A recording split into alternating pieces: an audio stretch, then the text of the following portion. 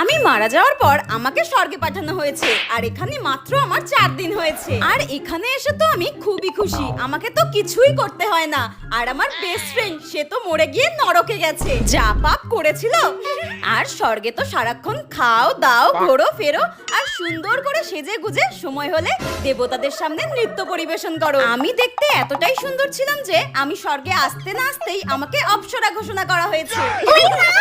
একদিন আমি স্বর্গে ঘোরাঘুরি করছিলাম আর হঠাৎই আমার মনটা খুব খারাপ লাগছিল যে আমি মারা গিয়েছি মাত্র 4 দিন হলো।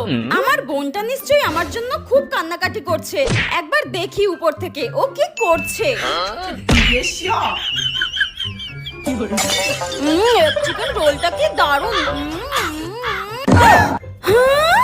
আমি মরেছি মাত্র 3-4 দিন হয়েছে আর এর মধ্যেই আমার বোন আমাকে ভুলে গিয়ে এক চিকেন রোল খাচ্ছে দোকানে। দাঁড়া, একবার যদি পরের জন্মে ভূত